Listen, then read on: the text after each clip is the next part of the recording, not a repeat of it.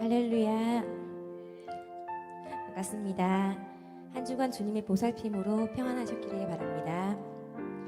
살아가다 보면 마음 한켠에 말하지 못하는 근심과 무거움이 쌓여 있을 때가 있습니다. 하지만 우리를 아끼시고 붙드시는 주님은 오늘도 가까이 오셔서 우리의 마음을 위로하시고 다시 일어설 힘을 주십니다. 그 은혜를 감사하며 함께 찬양하겠습니다. 마음속에 근심 있는 사람.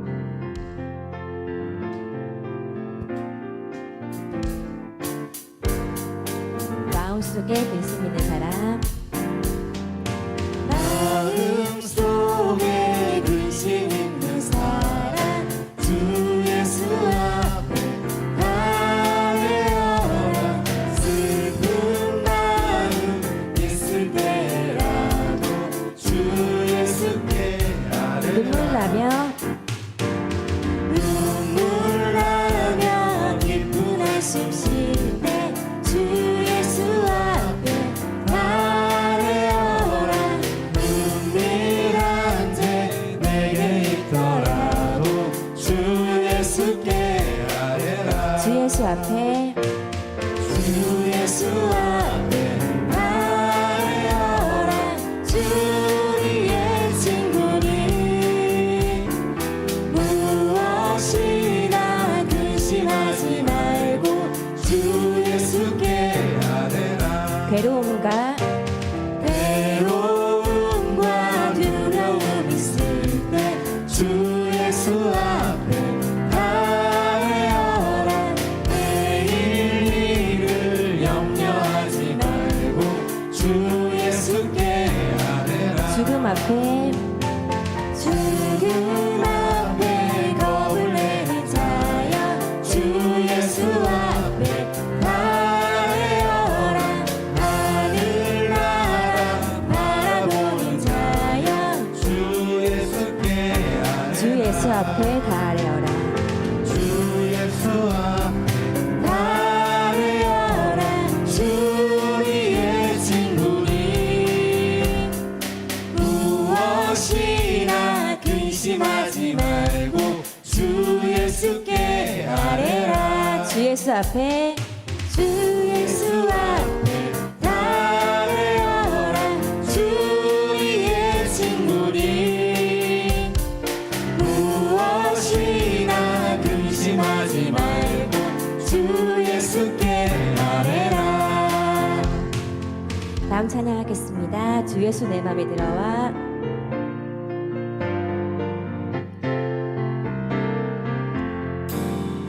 주 예수 내 맘에 들어와 계시고 변하여 새 사람 되고 내가 바라던 참빛을 찾음도 주 예수 내 맘에 오시.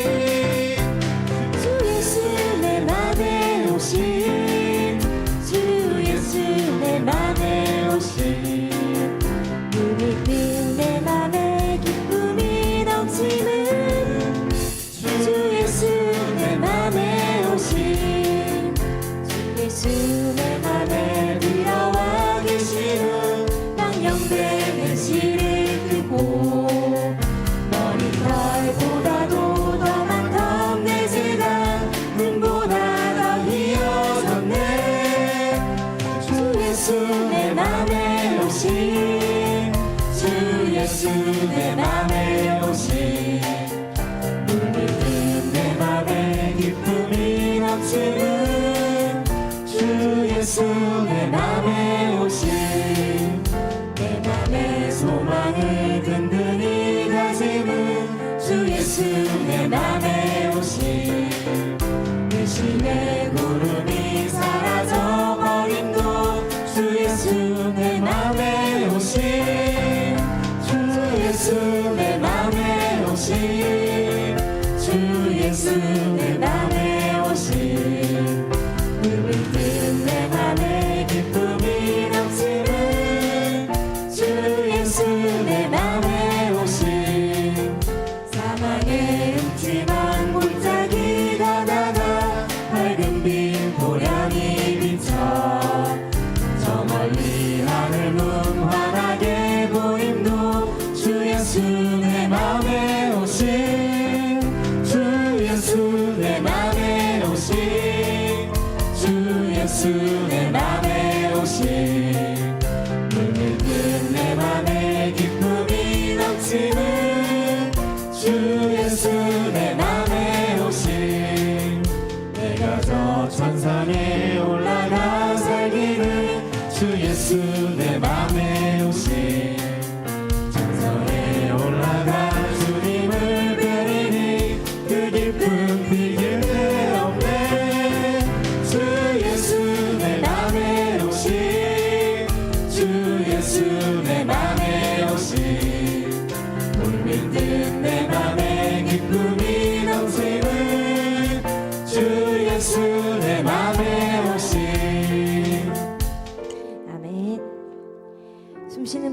동안 나를 지켜보시고 지키시는 주님을 찬양합니다. 날마다 숨쉬는 순간마다 찬양으로 고백하겠습니다. 날마다 숨쉬는 순간마다 내 앞에 어려운 일 보내 주님 앞에 이 몸을 맡길 때 슬픔 없네 두려움 없네 주님의 그 자비로운 손길 항상 좋은 것 주시도다 사랑스레 아픔과 기쁨을 수고와 평화와 안식을 날마다 주님 날마다 주님 내 곁에 계셔 자비로 날 감싸주시네 주님 앞에 이 몸을 맡길 때 힘주시네 위로함 주네 어린 나를 품에 안으시사 항상 평안함 주시도다 내가 살아 숨을 쉬는 동안 살피신다 약속하셨네 인생의 어려운 순간마다 인생의 어려운 순간마다 주의 약속 생각해보네 주님 속에 믿음 잃지 않고 말씀 속에 위로를 얻네 주님의 도우심 바라보며 모든 어려움 이기도다 흘러가는 순간순간마다 주님 약속 한 번 더 새겨봅니다 찬양하시겠습니다. 날마다 숨쉬는 순간마다 내 앞에 어려운 일 보내 주님 앞에 이 몸을 맡길 때 슬픔 없네 두려움 없네 주님의 그 자비로운 손길 항상 좋은 것 주시도다 사랑스레 아픔과 기쁨을 수고와 평화와 안식을 아멘. 우리는 많은 말과 생각 속에 살아가지만 결국 우리의 삶을 바로 세우는 것은 하나님의 말씀입니다. 이 시간 우리의 마음은 조용히 주님 앞에 두고 말씀 앞에 서는 마음으로 함께 고백하겠습니다. 말씀 앞에서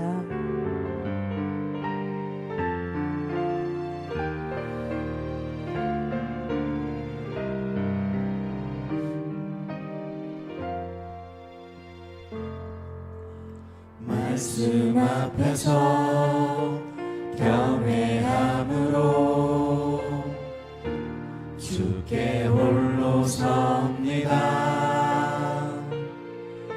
생명의 말씀 읽고 순종해 주를 예배합니다 기록된 말씀 기록된 말씀 힘이 있어서 진리로 우리 거룩해 하며 거룩한 말씀 세세 영원히 복음이 되어 말씀하시네 하나님 말씀에 두려워 떠는 자 그 말씀에 생명을 거는 자 한 사람 찾으시는 주님의 약속에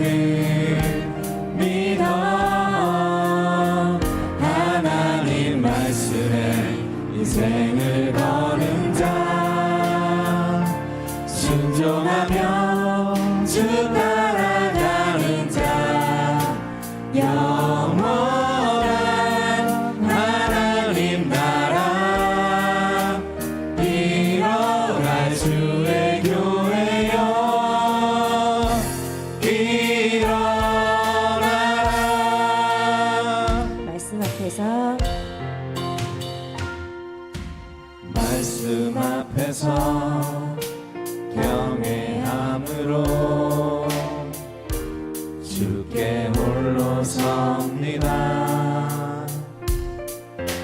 생명의 말씀 읽고 순종해 주를 예배합니다. 기록된 말씀 기록된 말씀 힘이 있어서 진리로 우리 거룩해 하며 거룩한 말씀 세세 영원히 복음이 되어 말씀하시네. 하나님 말씀에 두려워 떠는 자, 그 말씀에 생명을 거는 자, 한 사람 찾으시는 주님의 약속을 믿어 하나님 말씀에 인생을 거는 자, 순종하며 주 따라가는 자, 영원한 하나님 나라 이뤄갈 주의 교회여 일어나라. 주 말씀은 주 말씀은 우리를 구원에 이른 지혜인 목숨과 내 뜻 다해 그 말씀에 복종하라. 하나님 말씀에 두려워 떠는 자, 그 말씀에 생명을 거는 자, 한 사람 찾으시는 주님의 약속을 믿어 하나님 말씀에 인생을 거는 자, 순종하며 주 따라가는 자, 영원한 하나님 나라 이뤄갈 주의 교회여 일어나라. 감사합니다. 주 말씀은 우리를 구원에 이르게 하는 지혜의 힘을 믿으시기 바랍니다. 기도로 예배 준비하시겠습니다.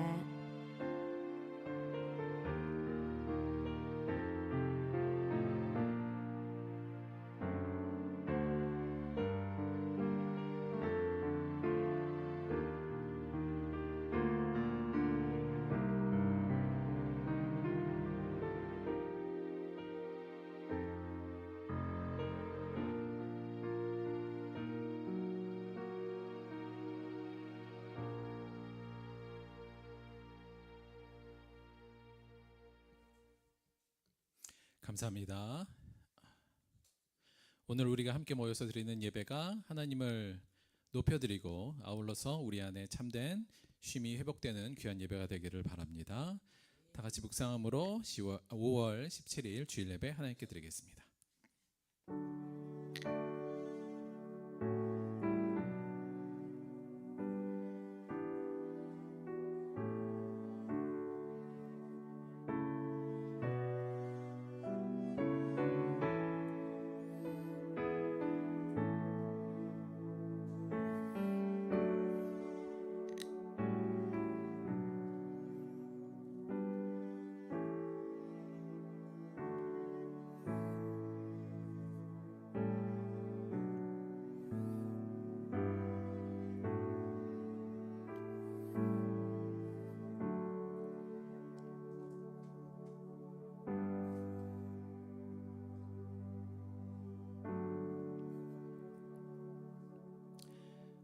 사랑하는 자들아, 우리가 서로 사랑하자.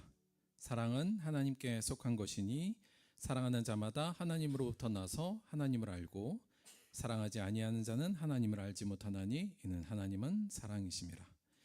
하나님의 사랑이 우리에게 이렇게 나타난 바 되었으니 하나님이 자기의 독생자를 세상에 보내심은 그로 말미암아 우리를 살리려 하심이라. 사랑은 여기 있으니 우리가 하나님을 사랑한 것이 아니요 하나님이 우리를 사랑하사 우리 죄를 속하기 위하여 화목제물로 그 아들을 보내셨음이라. 사랑하는 자들아, 하나님이 이같이 우리를 사랑하셨은즉 우리도 서로 사랑하는 것이 마땅하도다. 어느 때나 하나님을 본 사람이 없으되 만일 우리가 서로 사랑하면 하나님이 우리 안에 거하시고 그의 사랑이 우리 안에 온전히 이루어지느니라. 아멘. 사도신경으로 신앙 고백 드리겠습니다.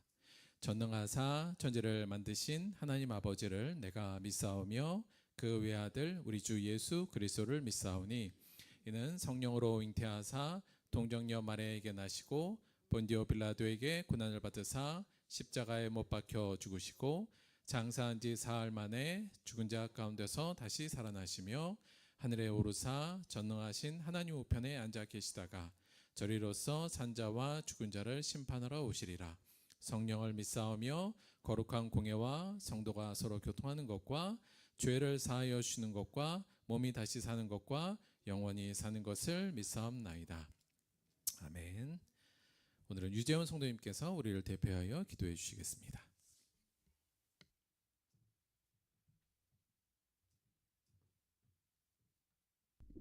기도드리겠습니다. 사랑이 많으신 주님 감사합니다. 이 시간 홀로 영광 받아 주시옵소서. 주님, 저희들 이 시간 회개하길 원합니다. 한 주간 알고 지은 죄 모르고 지은 죄 너무 많습니다. 오늘 이 시간 성령의 피로 정결케 씻어 주시옵소서. 주님, 저희에게 복된 날 주시고 예배 드리게 하신 감사합니다. 항상 감사함으로 살아가게 하여 주시옵소서. 주님이 주신 감사함으로 어려운 분들을 외면치 않게 하여 주시고 서로 사랑하게 하여 주시옵소서. 서로가 서로에게 위로가 되는 삶이 되게 하여 주시옵소서. 빈부의 격차를 줄게 하시고 강자가 약자를 돌보게 하시며 서로의 어려움을 나눌 수 있는 저희가 되게 하여 주시옵소서. 또 이 나라 이 민족을 사랑하여 주시고 어려운 경제난을 헤쳐나갈 수 있도록 하여 주시옵소서. 또 남과 북이 하루빨리 하나 되게 하시고 정말 주님이 보시기에 합당한 저희 민족 되게 하여 주시옵소서. 또 저희 들복교회를 축복하여 주시고 성도님 간에 서로 사랑하며 위로하게 하시며 성령의 불길이 활활 타오르게 하여 주시옵소서. 저희들 마음을 굳건히 잡아주시고 세상 무엇보다 주님을 사랑하게 하여 주시옵소서. 또 단위에 세우신 저희 김도현 목사님과 가정을 축복하여 주시고 항상 건강과 복 허락하여 주시옵소서. 또 저희 성도님들 가정에 물질의 복, 건강의 복 허락하여 주시고 직장이나 사업장에서 꼬리가 아닌 머리가 되게 하여 주시옵소서. 모든 뜻하는 바 다 이룰 수 있도록 복의 복을 더하여 주시옵소서. 삶 가운데 항상 주님께 감사하는 저희들 되게 하여 주시옵소서. 시작하는 시간입니다. 마치는 시간까지 저희와 함께 하실 것을 믿사오며 사랑하는 우리 주 예수 그리스도 이름으로 감사히 기도드렸사옵나이다. 아멘.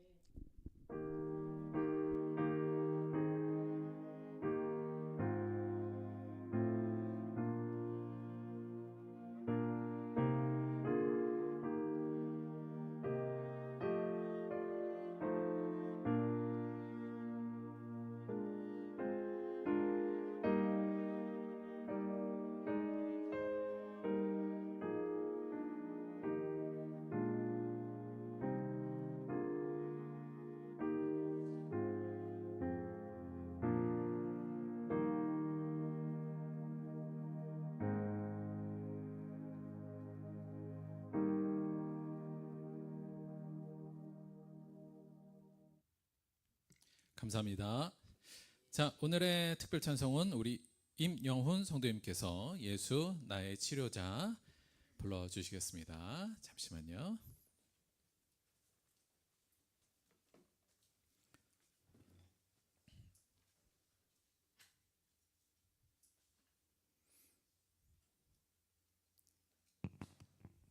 마이크 한번.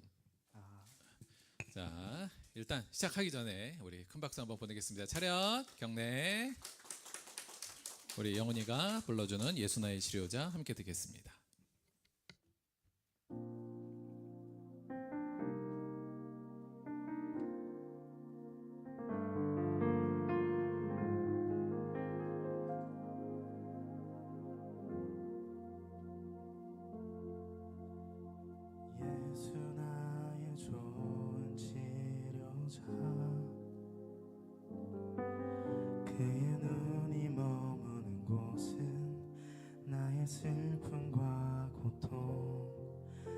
고개를 들어 그의 눈을 볼 때 난 알았네.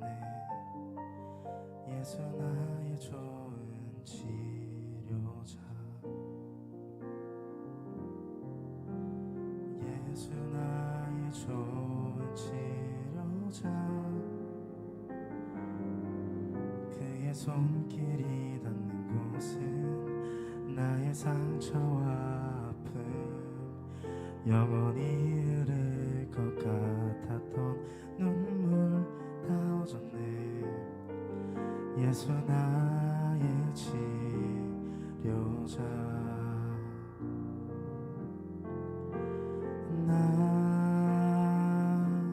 노래하리라. 천한 나를 돌아보신 구세주를 찬양해. 하늘 닿는 곳까지 내 손 들리라. 예수 나의 치료자.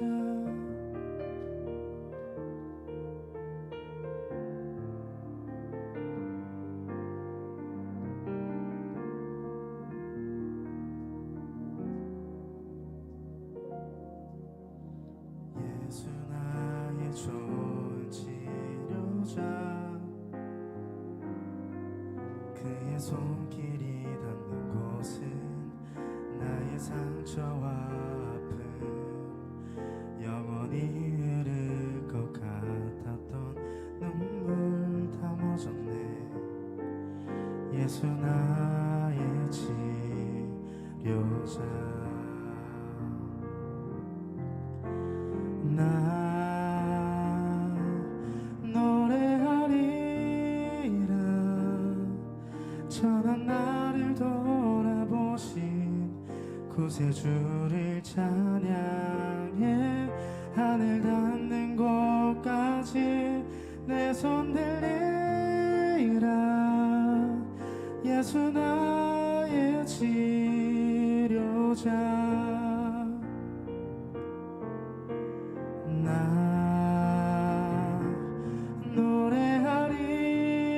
노래하리라.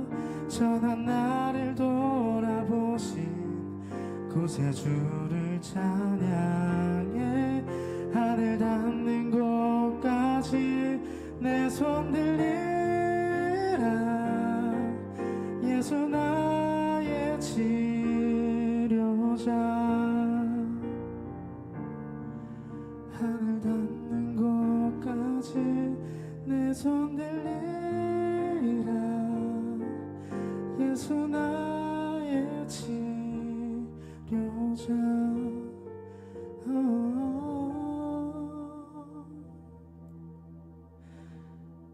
예수 나의 치료자.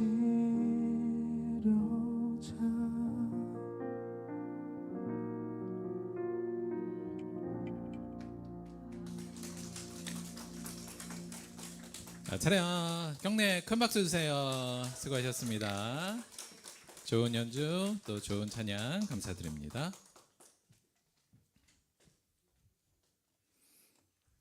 영훈이가 군대 가기 전에 많이 뽑아야 되기 때문에 저희가 열심히 하고 있어요. 감사합니다. 자, 오늘 본문 말씀은 신약성경 빌립보서 2장 5절에서 12절 말씀 보도록 하겠습니다.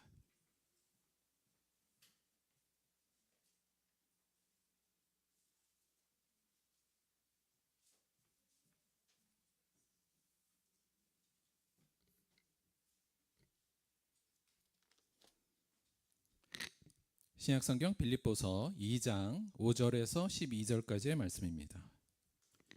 신약성경 319페이지 빌립보서 2장 5절에서 12절까지의 말씀.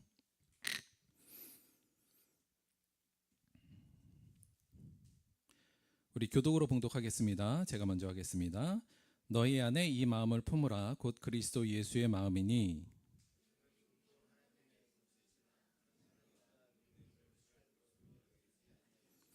오히려 자기를 비워 종의 형체를 가지사 사람들과 같이 되셨고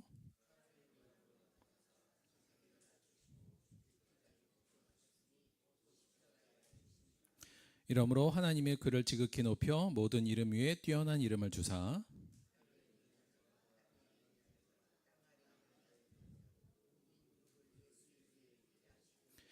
모든 입으로 예수 그리스도를 주라 시인하여 하나님 아버지께 영광을 돌리게 하셨느니라. 12절 그러므로 나의 사랑하는 자들아 너희가 나 있을 때뿐 아니라 더욱 지금 나 없을 때에도 항상 복종하여 두렵고 떨림으로 너희 구원을 이루라. 아멘. 오늘은 빌립보서 2장 5절에서 12절까지의 말씀으로 예수님의 하비투스 이런 제목으로 하나님의 말씀 함께 상고하도록 하겠습니다. 너무 뻔한 질문일 것 같아서 문제도 아닐 것 같긴 한데 자, 요 문제부터 한번 오늘은 시작해 볼게요. 자, 다음 중 가장 살기 좋은 곳은 어디일까요? 1번 서울 강남구, 2번 서울 강북구, 3번 수도권 신도시, 4번 농어촌 지역. 살기 좋은 곳이에요. 살기 좋은 곳. 3번 수도권 신도시, 자기가 살고 있는 데죠 지금. 2번 서울 강북구, 4번 농어촌 지역. 물론 사람마다 각자의 뭐 성향이 있으니까. 근데 아마 이걸 전국적으로 아마도 만약에 여론조사식으로 한다면 압도적으로 1번이 나올 겁니다. 뭐가 증명하냐면 집값이 증명을 하죠. 그래서 압도적으로 서울 강남구가 집값이 높고 그 얘기는 잠깐만요. 그 얘기는 그만큼 사람들이 여기에 살고 싶어 하고 따라서 살기 좋은 곳이라고 생각하고 있기 때문이라는 생각이 듭니다. 근데 뭐 그건 인정하더라도 여기서 한 가지 저희가 이제 왜라는 질문을 한번 붙여볼게요. 왜 서울 강남구는 살기 좋은 곳일까? 이 부분이요. 이거 왜 살기 좋은 곳입니까? 여기는 안 살아봐서 잘 모르겠다. 뭐 그런 부분도 있긴 한데 사실 서울 강남구가 살기 좋은 곳이라고 하는 것은 한마디로 말씀드리면 더 높고 더 많음의 방향성이 집약되어 있는 곳이기 때문에 그렇습니다. 여기에 뭐가 더 높죠? 투자 가치가 굉장히 높아요. 여기 집 사면 떨어질 일이 별로 없고 계속 올라갈 일이 많죠. 투자 가치도 높고요. 뭐도 또 높죠? 교육열 혹은 아이들의 뭐 서울대 진학률도 압도적으로 타 지역에 비해서 높습니다. 뭐가 많을까요? 사실 생활 인프라가 또 압도적으로 많습니다. 좋은 생활 인프라가 뭐 문화적 인프라뿐만 아니라 교통 인프라 혹은 직장 인프라까지 해서 우리나라에서 좋은 곳은 다 높고 또 좋은 곳은 가장 많은 곳 그것이 강남구에 몰려 있으니 사실 사람들이 이곳에 가서 살기를 원하고 있고 그러다 보니까 이것이 우리나라에서 가장 값이 비싼 동네 혹은 지역 장소가 되었죠. 이 더 높고 더 많음이라는 이 방향성이 집약되어 있으면서 그것이 또 하나 어떠한 현상을 일으키냐면 약간 배타적인 어떤 우월감을 또 인간에게 주는 부분이 분명히 좀 있습니다. 우리가 흔히 강남으로 이사 간다고 안 하고요. 강남으로 입성한다 그래요. 언론에서도 그렇게 많이 표현하죠. 그러니까 성에 들어가는 거예요. 강남에 가는 건. 왜 그래요? 그곳은 성이에요. 성에는 누가 살아요? 왕족과 귀족이 삽니다. 성 밖엔 누가 살죠? 평민과 천민이 살아요. 그래서 강남에 들어가는 건 소위 말하면 더 높고 더 많은 것을 향유하고 있는 사람들.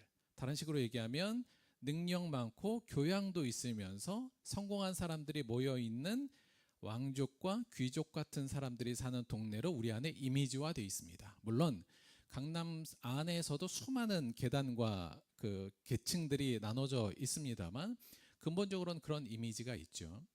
따라서 강남에 내가 산다는 것만으로도 프라이드와 자부심이 좀 생기는 경우가 꽤 있습니다.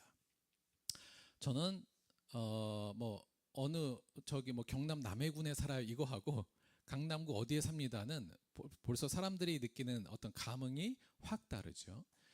따라서 사람들이 한번 강남이라는 그 문화, 이 가치의 방향성과 그 배타적 우월성을 누리는 사람들은 여기를 잘 못 나오는 것 같아요. 그걸 놓쳐버리는 것 같긴 해서요.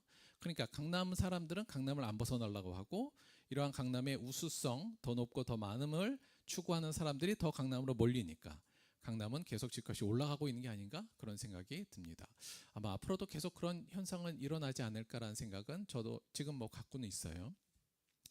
자, 그런데 여기서 질문 한번 이렇게 돌려볼게요. 그럼 여기 이 네 가지 중에서 신앙생활하기 좋은 곳은 어딜까요? 어디가 신앙생활하기 좋을까요?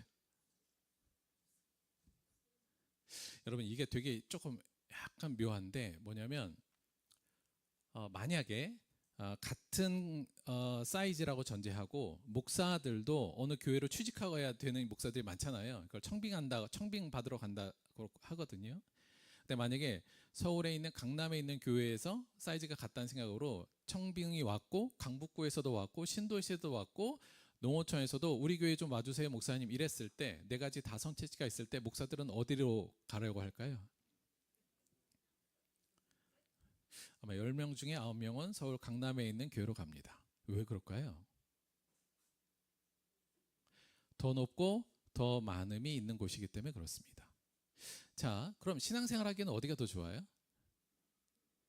사실은 오늘날은 강남이든 강북이든 수도권이든 사실은 농어촌도 마찬가지인데요.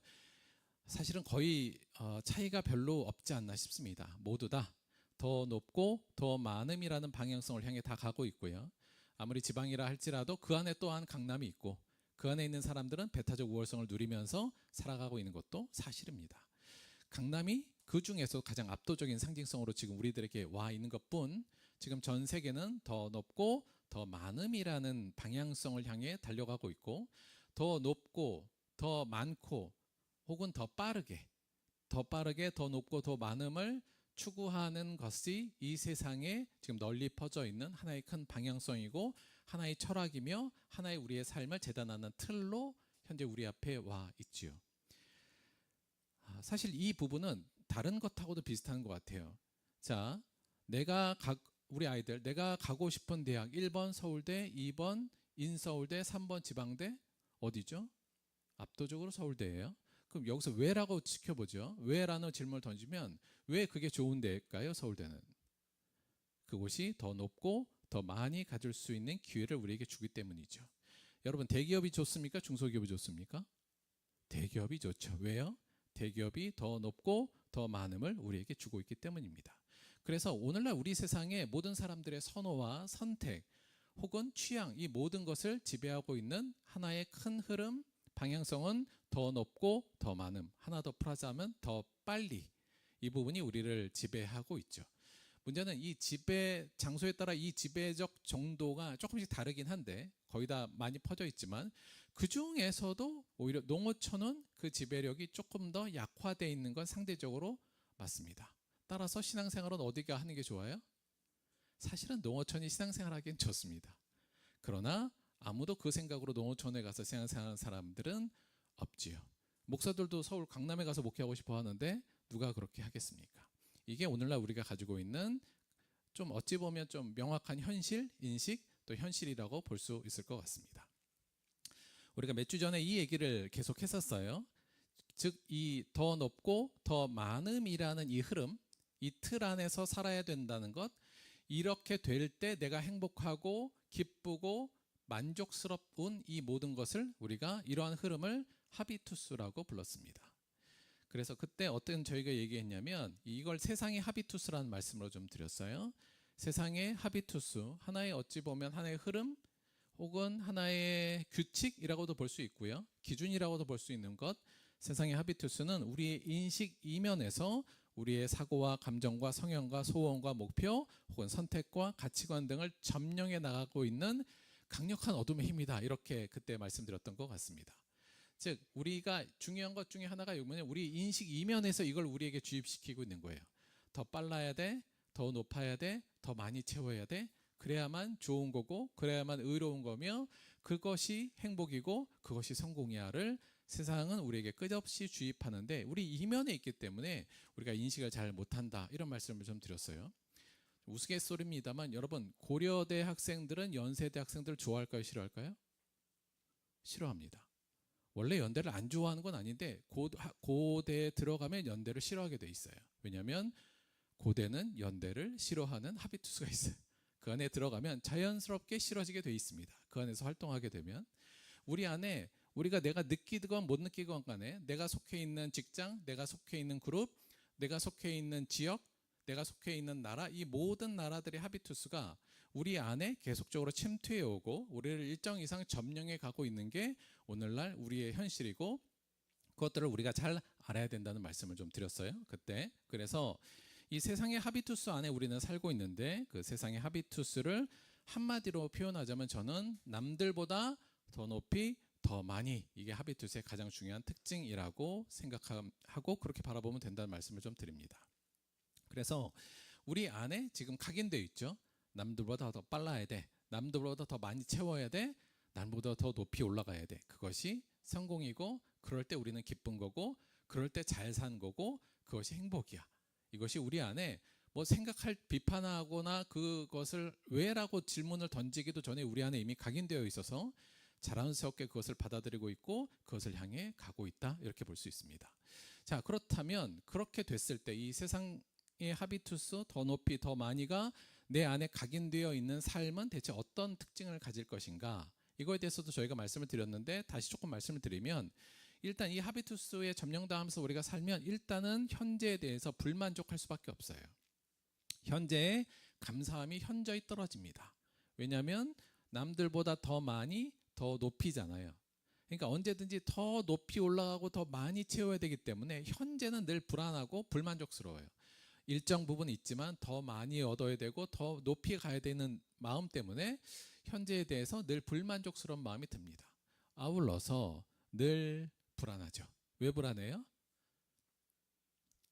남들은 다 높이 올라가고 더 많이 가지는 것 같고 더 빨리 가고 있는데 내가 그렇지 못하면 어떡하나라는 걱정 때문에 늘 불안에 시달리게 됩니다. 나 혹은 우리 가족, 내 자식이 남들보다 더 뒤처지면 어떡하지? 더 적게 가지면 어떡하지? 더 늦으면 어떡하지? 더 낮아지면 어떡하지? 이거에 대한 걱정으로 늘 불안하죠. 그래서 이 늘 불안함이 또 무엇을 만드냐면 우리를 늘 항상 분주하게 좀 만듭니다. 그래서 뭔가를 좀 해야 돼요.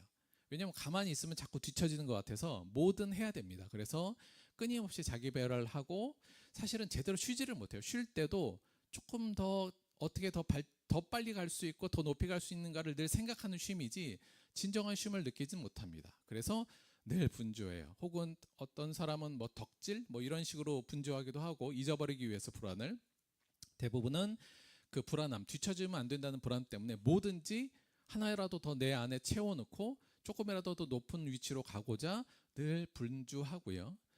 그 결과로 사실은 탈진하는 경우들이 상당 부분 있습니다. 이 탈진이 내면으로 들어오면 우울증이나 공황장애나 여러 가지 병으로, 내적인 병으로 오고요. 밖으로 나가면 소위 갑질이나 폭행 이런 쪽으로 분출되기도 하지요. 오늘날 대부분의 사회 문제는 그래서 이 더 높이 더 많이 이 하비투스가 그 근원 중의 원인이라고 볼 수 있을 것 같습니다. 몇 년 전에 그 강남에서 정신과 의원 하시는 의사가 책을 하나 냈는데 제목이 되게 도발적이었어요. 강남은 거대한 정신병동이다, 이렇게 쓴 책이 있었습니다. 사실은 강남만의 문제는 아닌데 오늘날은 전 지역의 문제이기도 한데, 아이러니하게도 더 높이 더 많이 더 빨리, 그래서 수많은 자본이 모여 있고 수많은 사람들의 그 좋은 것이 다 모여 있다는 그곳에서 훨씬 더 정신적으로 어려워하고 힘들어하는 사람들이 끊임없이 있고, 소위 자살하는 사람들, 정신병에 시달리는 사람들, 파괴되는 가정, 파괴되는 관계, 이 부분이 많다는 걸 그 책에서는 좀 지적을 했어요. 비단 강남만의 문제가 아니라 남들보다 더 높이 더 많이 가져야 한다는 이 세상의 하비투스가 지배하고 있는 모든 곳에는 그런 부작용들이 일어나고 있음에도 불구하고 우리는 그래도 오늘 강남 위성을 꿈꾸는 것처럼 여전히 우리는 우리가 속한 자리에서 더 높이 더 많이를 외치고 있는 것, 그것이 세상의 하비투스가 오늘날 우리를 점령하고 있는 현실을 반영하고 있다, 이렇게 이해할 수 있습니다. 자, 그러면 이건 오늘날만의 문제였느냐? 아니요. 역사적으로 이 문제는 계속적으로 있었고, 하나님은 그럼 이 문제에 대해서 어떻게 대처했는지에 대해서 잠깐 생각해 보죠. 성경 역사를 보면 저는 하나님은 그의 백성을 세상의 하비투스의 중심에서 세상의 변두리로 이동시키시는 일을 많이 하셨습니다. 즉 그 하비투스, 세상의 하비투스가 창궐한 곳에 있게 하기보다는 그곳에서 벗어나 있게 하려는 것이 하나님의 방식 중에 하나였다. 이렇게 볼 수 있다는 겁니다. 세상 하비투스와 이렇게 이름 붙일 수 있는데요. 대표적인 게 우리가 예전에 봤던 바벨탑 사건입니다. 그렇죠? 바벨탑이란 것 자체가 사람들이 모여서 더 높게, 더 많이 가지자고 사람들이 모였을 때 하나님께서 그들의 언어를 흩으셔서 바벨탑을 해체하는 것, 사실은 세상의 하비투스를 해체해 버리신 하나님의 방식이었고요. 또 우리가 잘 생각해 보면 사실 아브라함, 우리가 잘 알고 있는 믿음의 조상, 하나님께서 새로운 역사를 시작하실 때 계획했던 아브라함도 처음에 어디에 살았냐면 그가 갈대아 우르라는 곳에 살았잖아요. 갈대인의 도시, 당시 바빌로니아 지역에서 가장 왕성했던 도시입니다. 도시란 건 결국 다시 말하면 더 높이, 더 많이, 더 빨리가 적용되고 강력했던 그곳에 아브라함이 살았죠. 그 아브라함을 하나님께서는 나오게 하시고 가나안 땅으로 가게 만드셨어요. 아무것도 없던 황량한 가나안으로 이동하신 것도 어찌 보면 세상의 하비투스의 중심에서 이동시키는 사건이라고 볼 수 있습니다. 사실 이스라엘의 애굽 탈출도 사실은 마찬가지입니다. 그 이전에 사실 그렇죠. 여러분, 하나님께서 모세를 쓰실 때도 모세가 어디에 있었어요? 이집트 제국의 왕궁에 있었잖아요. 그 왕궁의 하비투스에 여전히 점령당했던 모세를 쓰기 위해서 어디로 보내셨어요? 광야로 보내십니다. 그 속에서 오랜 동안 그는 세상적 하비투스가 씻겨 나가는 경험을 하게 되고 그 이후에 하나님의 일을 하게 되죠. 이스라엘도 마찬가지예요. 애굽의 종으로 있었던 이스라엘 백성들, 애굽 제국의 하비투스에 눌려 있고 그것에 점령당하고 있던 자들을 하나님께서 자신의 백성으로 만들기 위해서 어디로 보내셨어요? 애굽에서 떠나서 광야로 보내십니다. 그리고 거기에서 하나님의 하비투스라고 할 수 있는 율법을 주시죠. 예수님께서는 결국 하나님께서는 이 세상의 하비투스 중심에서 그 변두리로 그의 백성들을 계속 움직였던 역사들을 계속 보여주고 있습니다. 예수님은 어디에서 나셨죠? 나신 곳은 베들레헴, 예루살렘 근처예요. 그러나 어디에서 성장하셨어요? 나사렛이라는 곳에서 성장하셨습니다. 사실은 뭐 베들레헴도 그렇고 사실 유대인의 핵심적인 도시는 어디예요? 예루살렘. 유대의 핵심은 예루살렘이죠. 그러나 그 예루살렘은 당시에 세상의 하비투스가 점령하고 있었던 지역이었습니다. 하나님께서는 예수님을 예루살렘에서 키우지 아니하시고 아무것도 없던 깡시골인 나사렛, 갈릴리 나사렛에서 예수님이 성장하게 만들었죠. 저는 이것 또한 이 세상의 그의 백성을 세상 하비투스의 중심에서 변두리로 옮기신 하나님의 방식이 아니었을까라는 생각을 갖습니다. 이 상황을 보자면, 그러니까 이 내용을 보자면, 세상의 하비투스의 중심에서 그리스도인답게 살아가는 건 굉장히 어려운 일이구나를 기본적으로 저희가 판단하게 되고요. 물론 사실 그렇기 때문에 세상의 하비투스가 창궐한 데에 교회가 더 필요하고 예수 믿는 사람들이 들어가야 하긴 하는데, 사도 바울 같은 경우도 결국 도시를 중심으로 복음을 전한 것도 사실 그 이유이기도 한데요. 그 이전에 먼저 우리가 세상의 하비투스에 벗어나서 예수의 하비투스로 옷 입기까지는 저는 이러한 전략, 다시 말하면 세상의 하비투스의 중심에서 좀 떨어지는 것도 저는 방법이라고 생각하고 있습니다. 그것이 하나님이 행하셨던 방법이기도 하고요. 그것이 좀 더 지혜로운 방법이 아닌가 싶습니다. 자, 사실은 좀 명확해요. 저희가 해야 될 건 세상의 하비투스에 점령당하지 않고 예수님의 하비투스가 우리 몸 안에 새겨져서 그 하비투스가 예수님의 하비투스가 지향하는 삶으로 나아가야 되는 게 우리의 사명이기도 하고 그것이 참된 쉼의 길이기도 하고 참된 구원의 길이기도 합니다. 따라서 이 상황에서 우리가 첫째, 세상의 하비투스가 내 삶의 전방 위에서 나를 공격하고 나를 물들이려 하고 있구나라는 걸 첫 번째 인식하는 거. 두 번째는 그것이 굉장히 큰 힘이고 내가 쉽게 이겨내기 어렵다면 피하는 것도 방법이라는 것도 하나 말씀을 좀 드리고 싶어요. 자, 하지만 결국은 우리가 가야 할 곳은 예수님의 하비투스니까 오늘은 대체 이 세상의 하비투스를 그러면 우리는 벗어나서 예수님의 하비투스로 옷 입어야 되는데 대체 예수님의 하비투스는 대체 뭔가, 오늘 이 부분을 조금 더 집중적으로 이야기를 해보려고 합니다.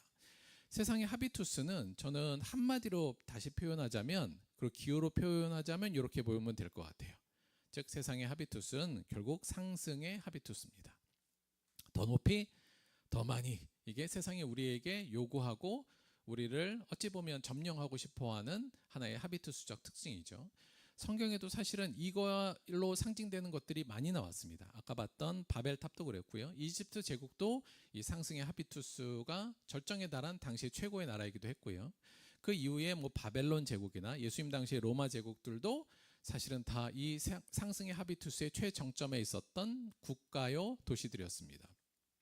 사실 이런 국가나 제국에 대해서 하나님은 사실은 예언자들을 통해서 그들이 지금은 매우 창궐하고 훌륭하고 같으나 결국 하나님이 심판하실 거란 이야기가 예언자들 사이에서 계속 나왔어요. 또 하나 세상의 이 하비투스의 또 하나의 상징으로 성경에서 제시되는 게 아이러니하게도 예루살렘 성전입니다. 당시 예루살렘 성전은 하나님의 하비투스를 원래는 온전히 이루어야 될 곳이었지만 세상의 하비투스에 점령당해서 사실은 이미 세상화되어 있었던 성전이었고, 결국 예수님께서는 그 성전이 무너질 것을 예언하시고 결국은 나중에 무너지죠. 그래서 사실은 예루살렘 성전이 예수님 시대 복음서에 보면 안 좋게 대부분 나옵니다. 그 이유는 그것이 곧 하나님의 하비투스가 아닌 세상의 하비투스에 점령당한 성전이었기 때문에 그렇습니다. 또한 저는 오늘날의 우리 사회에 조금 더 깊숙이 말하자면 오늘날 우리 교회조차도 이미 세상의 하비투스 더 많이, 더 높이, 더 빨리라는 구호 안에 이미 많이 점령되어 있는 상태가 아닌가 싶습니다. 여기서 눈을 떠야 되는 게 저희들의 사명이고요. 자, 그렇다면 이와 정반대 우리가 쫓아가야 될 예수님의 하비투스는 무엇인가? 한마디로 예수님의 하비투스를 기호로 표현하자면 이렇게 되겠죠. 예수님의 하비투스는 세상의 하비투스와 사실 정반대인 하강의 하비투스라고 한마디로 정의할 수 있습니다. 다시 말하면 내려가는 게 좋은 거라는 거예요. 이게 잘 안 받아들여지죠. 쉽게 우리가 안 받아들여집니다. 왜요? 우리 안에 이 상승의 하비투스가 이미 각인되어 있으니까. 그러니까 근본적으로 거부감이 생겨요. 하강의 하비투스라고, 그게 예수의 하비투스고 우리가 따라갈 거라고, 이런 거부감이 확 생기잖아요. 그것은 우리 안에 여전히 세상의 하비투스가 깊게 박혀있기 때문이다, 이렇게 진단할 수 있습니다. 자, 예수님의 하비투스는 대체 이 하강의 하비투스가 뭔가, 이 부분을 오늘 본문 말씀을 통해서 조금 더 구체적으로 살펴볼게요. 자, 오늘 말씀은 뭐 우리가 많이 아는 말씀이기도 하고 또 우리가 많이 나누었던 말씀이기도 합니다. 쉽게 우리 빌립보서에 있는 그리스도의 창가라고 명명하는 부분이기도 한데요. 저는 이걸 왜 그리스도의 창가라고 말하는 것보다는 그러니까 지금 이건 예수님을, 그리스도를 지금 찬양하는 내용이지만 사실 찬양의 내용이 중심은 아니라고 보고 있거든요. 한번 읽어보죠.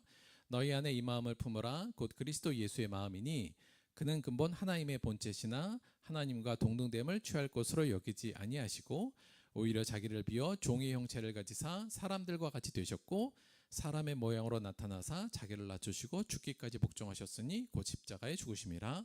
이러므로 하나님이 그를 지극히 높여 모든 이름 위에 뛰어난 이름을 주사 하늘에 있는 자들과 땅에 있는 자들과 땅 아래에 있는 자들로 모든 무릎을 예수의 이름에 꿇게 하시고 모든 입으로 예수 그리스도를 주라 시인하여 하나님 아버지께 영광을 돌리게 하셨느니라. 그러므로 나의 사랑하는 자들아 너희가 나 있을 때뿐 아니라 더욱 지금 나 없을 때에도 항상 복종하여 두렵고 떨림으로 너희 구원을 이루라. 자, 첫 번째, 이걸 약간 구조적으로만 나눠서 제목을 한번 붙여볼게요. 첫 번째는 첫 번째 시작에서 사도 바울은 빌립보 교회한테 명령으로 하죠. 뭐라고 명령하냐면 너희 안에 이 마음을 품으라 곧 예수 그리스도의 마음이니 예수 그리스도의 마음을 너희 안에 품으라, 이걸 명령합니다. 그러면 그 마음이 뭐냐, 예수 그리스도의 마음이 뭐냐, 그 명령의 내용이 6절부터 8절까지 저희들에게 제시되고 있는 거예요. 그래서 대체 그 예수 그리스도의 마음은 무엇인가를 우리한테 얘기하고 있고요. 그리고 그 마음을 우리 안에 품었을 때 어떤 결과가 나타나는지가 9절부터 11절까지 나옵니다. 그렇게 될 때 우리에겐 어떤 결과가 나오느냐, 이거죠. 그리고 마지막으로 결론적인 권면을 하면서 오늘의 요 말에 이제 마침 하나의 작은 마침을 이루고 있다 이렇게 볼 수 있습니다. 그래서 오늘 이 말씀을 저희가 생각할 때는 첫째 그 명령이 정확히 어떤 내용이고 그 명령의 내용은 무엇이며 그 명령의 결과를 성경은 어떻게 이야기하고 있고 결국 우리에게 무엇을 요구하고 계신가 이 부분을 저희가 좀 알아가면 돼요. 하나씩 짧게 한번 알아가 보도록 하죠. 첫째 명령 너희 안에 이 마음을 품으라 곧 예수 그리스도의 마음이니 이거잖아요. 저는 이 말씀을 이렇게 이해하고 해석하는 게 조금 더 정확하다고 봅니다. 뭐냐면 예수님의 하비투스를 너희 안에 새기라가 오늘 이 말씀의 핵심적인 내용이에요. 여기서 너희 안에 이 마음을 품으라라고 번역되어 있는 단어가 저는 조금 마음에 안 들어요. 그러니까 이게 틀렸다기보다는 이 의미를 정확하게 우리한테 주는 데는 약간 부족하다. 단지 지금 예수님의 마음을 품으라는 얘기가 아닙니다. 여기서 말하는 그 마음을 품으라는 단어 자체가 마음과 생각이 체화돼서 나타나는 삶의 규칙과 태도를 의미하는 단어예요. 그러니까 단지 그냥 마음만으로 아니라 내가 그 마음을 가지고 그 마음이 내 삶 안에 내 육체 안에 체화돼서 내가 무의식적으로라도 그렇게 행하게 되는 삶의 규칙과 태도, 삶의 문법을 나타내는 단어로 쓰여져 있습니다. 그래서 너희 안에 예수의 마음을 품으라 이건 그냥 같은 마음을 가져라 정도가 아니라 예수님의 하비투스를 너희 안에 새기라는 게 오늘 명령의 핵심적인 거예요. 그래서 단순한 마음으로만 생각하는 것이 아니라 예수님이 가지셨던 마음과 그분의 생각 또 그분이 반응하셨던 감정과 그분의 행동 그분이 이루고자 했던 그 모든 것을 그것을 이끌어갔던 그분의 하비투스를 너희 안에 새기라 이렇게 되어 있습니다. 물론 여기서 너희들 안이 정확해요. 그래서 사실 이건 공동체적 명령이기도 한데 공동체 안에 그것을 채우라는 건데 마찬가지로 개인의 안에서도 하나님의 예수 그리스도의 하비투스를 채우라는 게 그 내용입니다. 그래서 이 내용은 한마디로 말씀드리면 예수님의 길을 따라 살아라 이것과 마찬가지고요. 예수님의 삶을 따라 살아라 같은 말입니다. 그래서 예수님의 하비투스를 너희 안에 새겨라. 이게 첫 번째 명령의 제일 핵심적인 부분이고요. 그러면 그 예수님의 하비투스가 뭐냐를 설명하는 것, 그것이 곧 이 명령의 내용을 설명하는 거잖아요. 그 내용은 한마디로 말하면 오늘 본문이 어떻게 증언하고 있냐면 즉 우리가 새겨야 될 예수님의 하비투스는 한마디로 어떤 특징이 있냐면 하강의 특징이 있다고 말해주고 있습니다. 오늘 말씀도 그렇죠. 자기를 비워 종의 형체를 가지사 사람들과 같이 되셨고 사람의 모양으로 나타나사 자기를 낮추시고 죽기까지 복종하셨다라는 게 바로 이 하비투스 예수님의 오늘 보면서 마음 아니 하비투스가 대체 뭐였는지를 잘 보여줍니다. 첫째 자기를 비우셨다 그런 거예요. 그러니까 make empty한 거예요. 자기가 갖고 있는 모든 걸 다 더 가지려고 내 안에 채운 것이 아니라 내가 갖고 있는 걸 다 비우셨다는 겁니다. 뭘 비우셨을까요? 예수님은 자기의 하나님의 아들로서의 하나님으로서의 권위, 권한, 권세, 체면, 자존심, 안락함 이 모든 걸 다 비우신 게 예수님의 삶이었고 그분이 하신 말씀이잖아요. 그러니까 예수님의 하비투스는 자기를 철저히 비우는 모습이었습니다. 단지 마음이 아니라 그 비움을 어디까지 가셨냐면 종의 형체로까지 갔어요. 그러니까 사람의 모양으로까지 갔죠. 그러니까 완전히 체화되고 마음만으로 있었던 것이 아니라 삶으로서 아예 그냥 체화된 모습으로 가신 겁니다. 그리고는 자기를 낮추시고 죽기까지 복종하셨다는 게 바로 예수님의 하비투스의 핵심적인 내용이에요. 그래서 예수님의 하비투스는 예수님의 삶의 규칙, 어찌 보면 삶의 문법, 그분의 생각과 감정과 모든 것을 지배했던 것은 선택, 모든 것을 지배했던 것은 더 낮게, 더 비우는 것, 하강하는 것, 더 내려가는 것 이것이 예수님의 하비투스의 핵심이었다고 볼 수 있습니다. 즉 사도 바울은 바로 이 하강의 하비투스를 너희 안에 새기라는 거죠. 다시 말하면 더 많이 비우고 더 많이 낮은 곳으로 가는 것 그것이 우리가 가야 될 길이라고 제시하고 있습니다. 그렇게 되었을 때 어떤 결과가 나타나냐에 대해서 그 다음에서 얘기하고 있죠. 그 결과는 뭐예요? 놀랍게도 우리가 하강했을 때 상승한다는 게 결과로서 우리에게 주어진다는 것이 오늘 말씀의 약속입니다. 하나님이 그를 지극히 높였다. 예수님께서 스스로가 더 낮고 더 비우고 더 내려갔음으로 인해서 하나님은 그를 높이시고 여기서 높이셨다는 말씀 안에 그를 죽음에서 부활시키시고 생명을 주시고 온전한 하나님의 권세 있는 자리로 그를 불러일으키셔서 그분의 영광을 회복시켰다는 얘기잖아요. 즉 그 주체는 누구냐? 하나님이. 그래서 우리가 내려갈 때 하나님은 우리를 올려주신다. 우리가 하강할 때 하나님이 우리를 상승시켜 줄 거라는 것을 우리에게 얘기하면서 결국 뭐예요? 그래서 하강하라는 얘기입니다. 두려워하지 말고. 그 하강이 나를 비우는 것이, 나를 더 내가 가지고 있는 모든 것을 비우고 더 낮은 자리로 가는 것이 곧 진짜 올라가는 길이니 두려워하지 말고 예수님처럼 하강하라가 오늘 사도 바울이 빌립보 교인들에게 외치는 말씀입니다. 그리고 마지막에 결론적 권면으로 이렇게 얘기해요. 두렵고 떨림으로 너희 구원을 이루라, 이거죠. 한마디로 말씀드리면 전 여기서 두렵고 떨림을 왜 가지라고 말하냐면 사실은 이거 되게 세상의 하비투스를 심각하게 경계하라는 얘기입니다. 그러니까 여기 한번 빠지게 되면 사실은 못 빠져나올 확률이 굉장히 높고, 조금만 정신을 놓다 보면 세상의 하비투스 안에, 즉 올라가고 싶어하는 마음이 나를 점령하니 내가 늘 이 세상의 하비투스에 점령당하고 있는지, 거기에 영향을 받고 거기에 맞춰서 선택하고 거기에 맞춰서 행복해하고 거기에 맞춰서 불안해하고 하지 않는지 늘 점검하면서 예수의 하비투스를 내 안에 새겨서 너희들의 구원을 온전히 완성하고 이루어라. 이게 조금 더 무거운 마음으로 사도 바울이 빌립보 교인들에게 외치는 그의 강력한 권면이요 또 하나의 명령이었다, 이렇게 볼 수 있습니다. 예수님의 하비투스는 사실 그래서 너무 명확해요. 예수님의 하비투스, 우리가 새겨야 될 하비투스는 내려가는 겁니다. 더 많이 비우고 더 낮은 자리로 가서 섬기는 것, 그것이 우리가 쫓아야 될 세상과 정반대인 하비투스라는 것에 대해서는 이견이 있을 수가 없고 성경적으로 너무 명확하기 때문에 우리도 어렵지만 일단 받아들이자는 말씀을 다시 한번 드립니다. 즉 예수님의 하강의 하비투스는 한마디로 비우고 낮아지기입니다.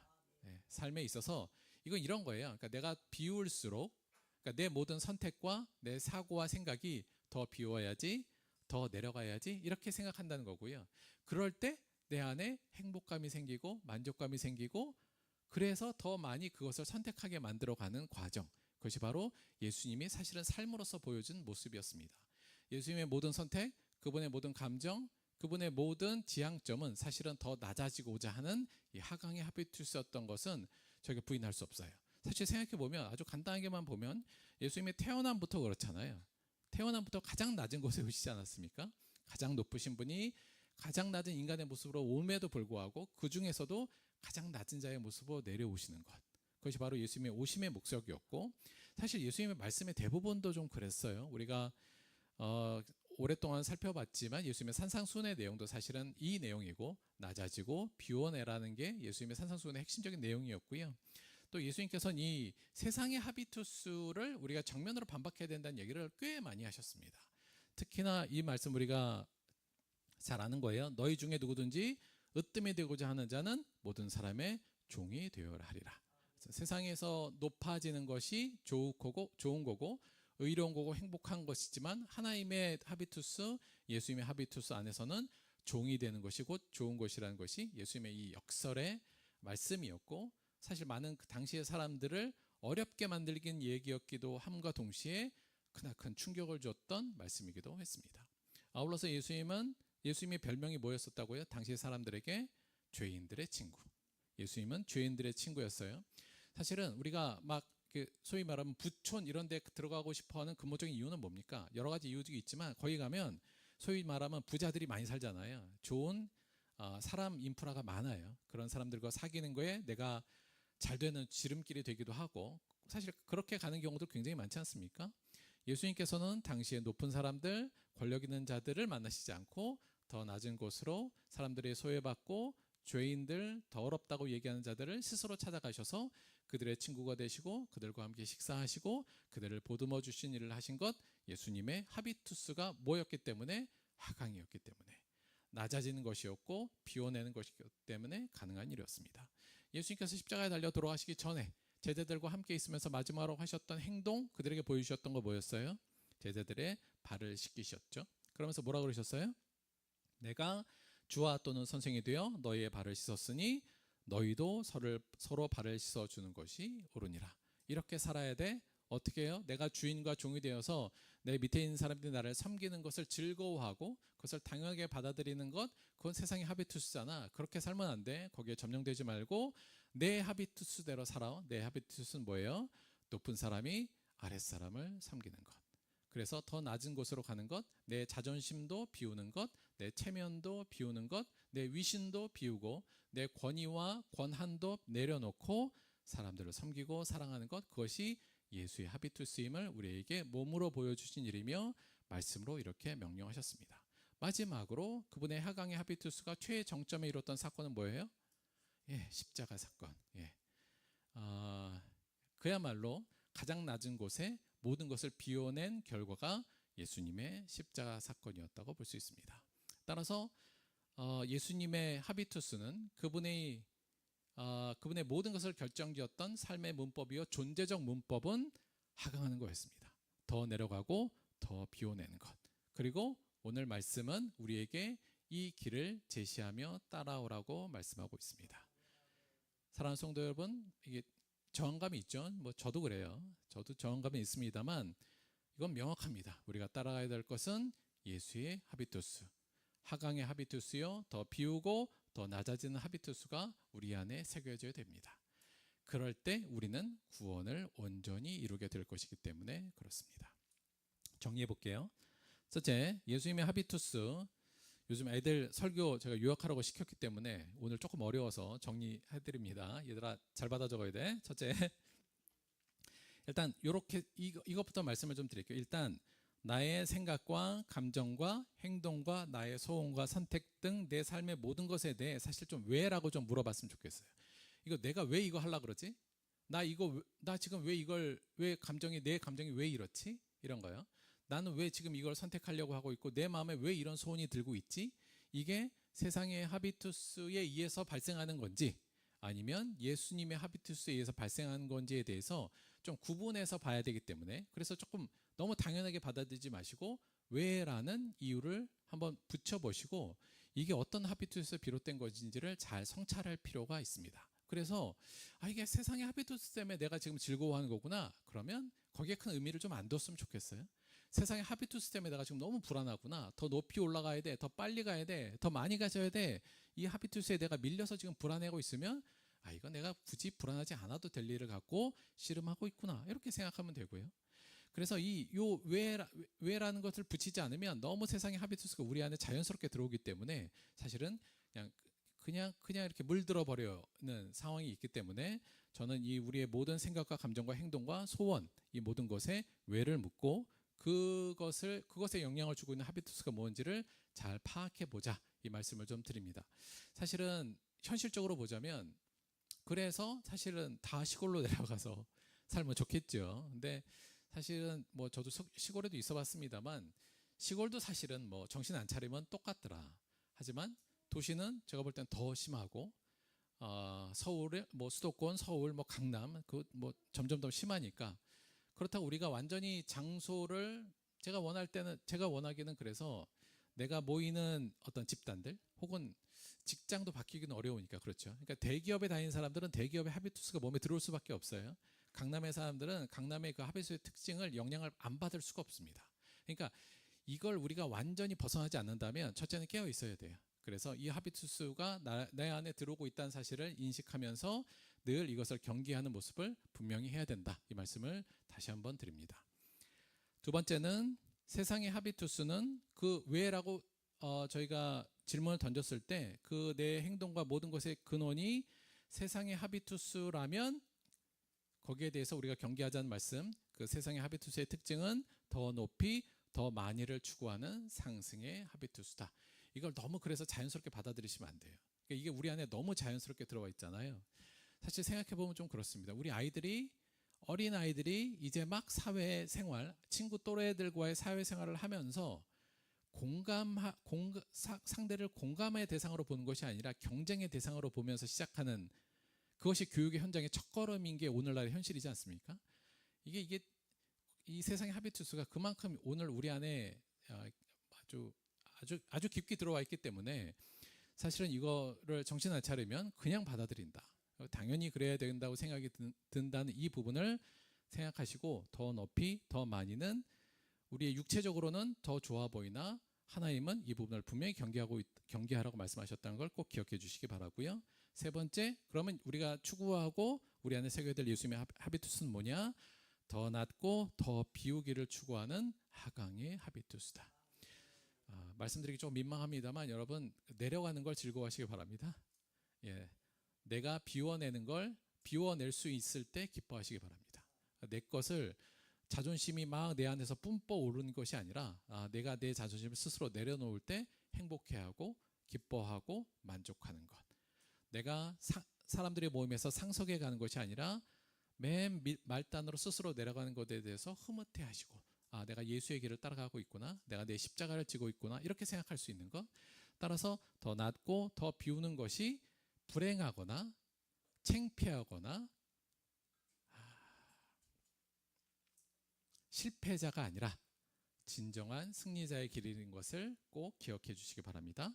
마지막으로 예수님의 하비투스가 내 삶의 문법이 될 때, 내 삶의 규칙이 되고 내 삶에 새겨져서 내 삶을 이끌어가는 것이 될 때 참된 쉼과 생명을 얻는다는 것을 꼭 기억해 주시기 바랍니다. 지난주에 말씀을 우리가 초청장이라고 말씀을 드렸잖아요. 나는 마음이 온유하고 겸손하니 나의 명예를 메고 내게 배우라. 그리하면 너희 마음이 쉼을 얻으리라. 나는 마음이 온유하고 겸손하니 나의 하비투스는 뭐예요? 하강의 하비투스니. 나의 하비투스는 뭐예요? 더 비워내는 것이고 나의 하비투스는 더 낮아지는 것이니 이 하비투스를 같이 메고 나와 함께 그 하비투스가 내 안에 예수와 함께 살면서 네 안에 새겨지기를 노력해라. 배우라는 얘기죠. 그리하면 어떻게 된다고요? 너희 마음에 참된 쉼이 올 것이다. 사랑하는 들복교회 성도 여러분, 우리 안에 이 쉼이 우리 안에 자리 잡기를 바랍니다.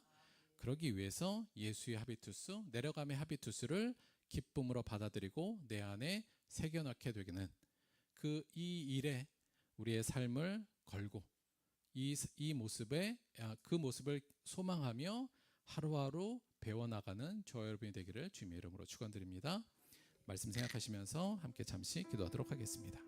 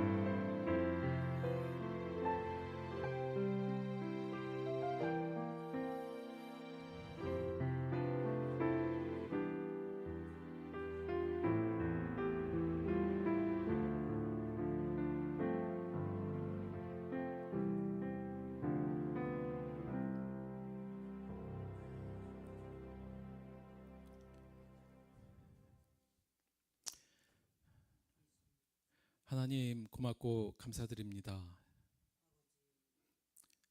지금 우리 안에 새겨져 있는 세상의 하비투스를 거부하고 힘들겠지만 그 새겨진 것을 깎아내려 합니다.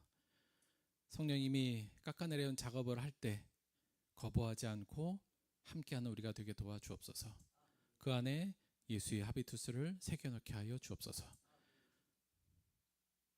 내가 가진 모든 것을 비워내고 더 낮은 것으로 가는 것을 기뻐하는 자가 되게 도와주시고 예수님이 하셨던 그 길을 우리 또한 기쁨으로 달려나가는 자가 되게 하여 주옵소서. 세상은 그런 우리를 바보라 그러겠지만 주의 말씀에 의지하여 이 길이 진정으로 상승하는 길임을, 그리고 구원과 쉼의 길임을 잊지 않는 자가 될 수 있도록 인도하여 주옵소서. 매일 반복되는 이 싸움에서 승리하게 하시고 예수의 하비투스를 옷 입는 우리들이 될 수 있도록 우리를 변화시켜 주옵소서.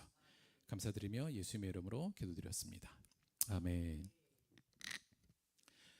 저도 강남의 유수의 교회에서 청빙 오라고 했지만 저는 이곳을 택해서 개척했습니다. 이렇게 얘기하고 싶은데 그런 게 없었네. 아무도 불러준 데가 없어서 여기서 하긴 했습니다만 사실 가끔 그런 생각을 해요. 만약에 이게 지금 여기 있으면서 정말 좋은 건 뭐냐면 비교할 대상의 교회가 없어요. 저는.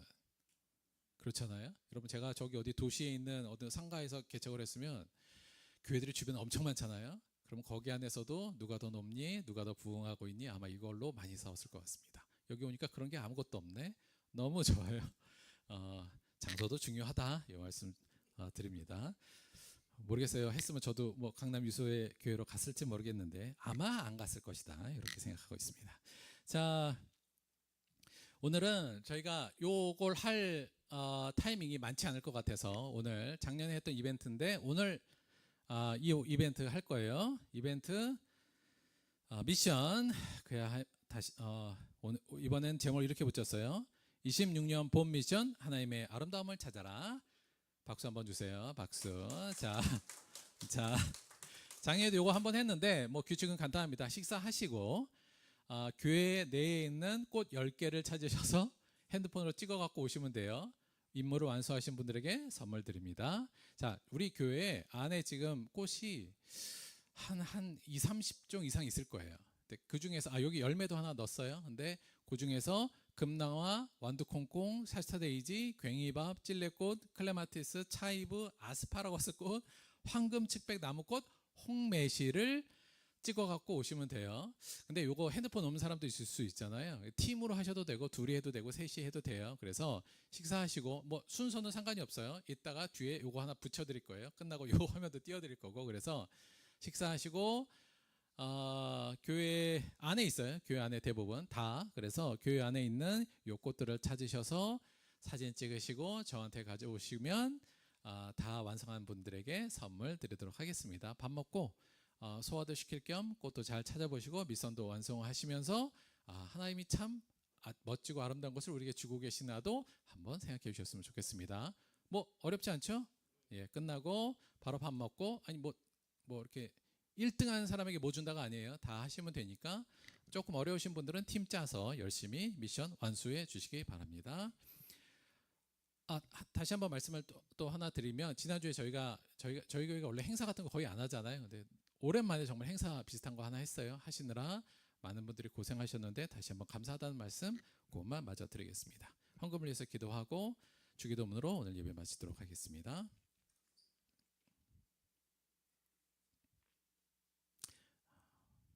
세상의 하비투스에 점령당해서 더 높이, 더 많이, 더 빨리를 추구하며 살면서 불만족스럽고 늘 불안하고 분주하게 살고 있던 우리를 예수님께서 찾아오셔서 참된 길로 우리를 이끌어 주셨으니 고맙고 감사드립니다.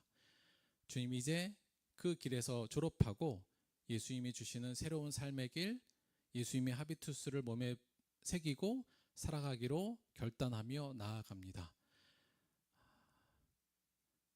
이 어려운 싸움 앞에서 성령님께 간구하오니 우리를 변화시켜 주옵소서. 우리를 이 싸움에서 이길 수 있도록 우리에게 힘 주시옵소서. 그래서 세상 사람들에게 때로는 이방인이요, 여행자요, 낯선 자들이요, 이상한 자들이요, 바보 같은 자들이라는 소리를 들을지언정 하나님께 칭찬받는 자들이 될 수 있도록 우리를 변화시켜 주옵소서. 우리 안에 예수님의 하비투스가 새겨질 수 있도록 매일매일의 삶에서 노력하는 우리가 될 수 있도록 인도하여 주옵소서. 우리에게 주신 은혜 감사하여 주 앞에 예물로 나아갔습니다. 예물이 쓰이는 모든 곳에 하나님의 구원과 하나님의 하비투스가 새겨지게 도와주시고 드린 손길마다 동일한 은혜로 함께하여 주옵소서. 예수님의 이름으로 기도드렸습니다. 아멘. 함께 주기도문 하겠습니다.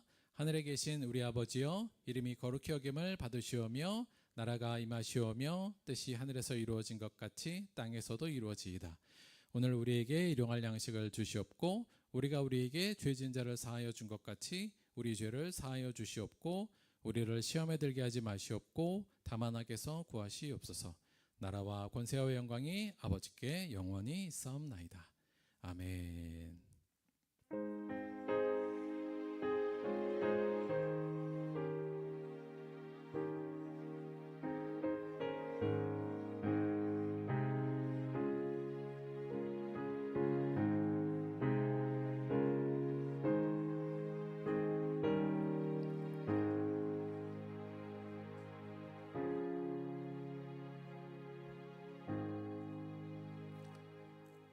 하나님께 감사의 박수 드리겠습니다. 수고하셨습니다. 요 화면도 띄워놓을 거고요. 뒤에다가 저거 내용 붙여놨으니까 잘 보시고 미션 수행하시고요. 원하기는 조금 어색한 사람들, 안 친한 사람들하고 같이 미션 수행해도 저는 좋을 것 같다는 생각이 들어요. 잘 미션 수행하시고 저한테 가져와 주시기 바랍니다. 얘들아, 오늘 끝나고 공과는 있어. 요거 미션 하고 조금 늦더라도 공과는 하자. 감사합니다. 식사로 하겠습니다.